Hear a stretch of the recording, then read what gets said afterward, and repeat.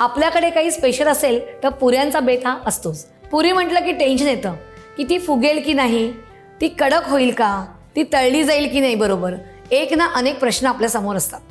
पण डोंट वरी, आज आपण बघूया कशी बनवायची परफेक्ट पुरी. आपण इथे अर्धा किलो गव्हाचं पीठ घेतलेलं आहे. त्यामध्ये आपण घालणार आहोत 2 टेबलस्पून तेल अगोदर आणि 1 टेबलस्पून नंतर.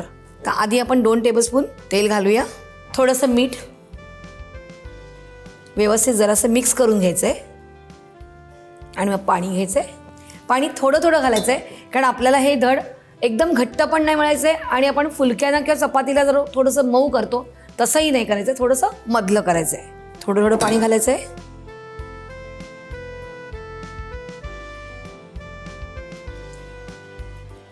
अजून थोडंसं आपण पाणी घातलं याच्यामध्ये आणि आता मला असं वाटतं सफिशियंट पाणी आपण घातलेलं आहे. तर आता आपण ह्याच्यामध्ये 1 टेबलस्पून तेल घालणार आहोत. त्यामुळे काय होतं, तुम्हाला मळायला सोपं जातं, हाताला ते पीठ नंतर चिकटत नाही. तरुण मंडळींना इकडे थोडीशी गडबड होते की पीठ मळायचं म्हटलं की येतं खूप मोठं टेन्शन, जास्त पाणीच पडतंय किंवा कमीच पडतंय. शक्यतो थोडंसं पाणी जास्त पडतं, पण प्रॅक्टिस केली की बरोबर तुम्हाला हे सगळं जमणार आहे. आपलं हे पीठ मळून झालेलं आहे. पीठ मळून झालं की 5 मिनटं असंच ठेवायचं आहे आणि मग आपण पुऱ्या लाटायला घ्यायचे आहेत. आता आपण हे छोटे छोटे गोळे करून घेऊया पुरी लाटण्याकरता आणि त्याच्या अगोदर आपण तेल तापवत ठेवूया.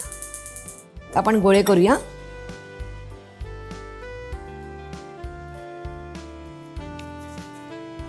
आणि हे गोळे असे वळून घ्यायचेत व्यवस्थित.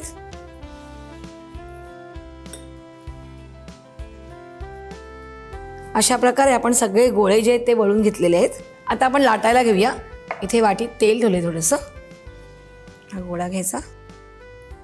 तर आपण अशा पुऱ्या लाटून घेऊया.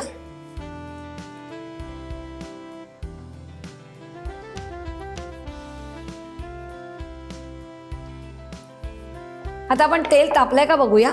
तर आपण काय करूया, थोडंसं पीठ घेऊन टाकून बघूया याच्यात. तेल तापलेलं आहे. जेव्हा आपण पीठ कढईत घालतो तेव्हा ते पटकन वरती येतं, याचा अर्थ तेल मस्त तापलेलं आहे. तेल जर तापलेलं नसेल तर तुम्ही पुरी त्यात घालू नका, ही महत्त्वाची सूचना.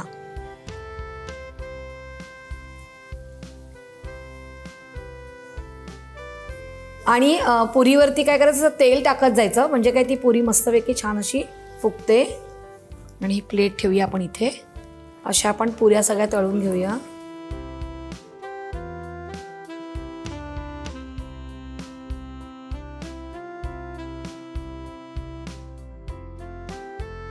काय मग, सोप्या वाटल्या ना पुऱ्या?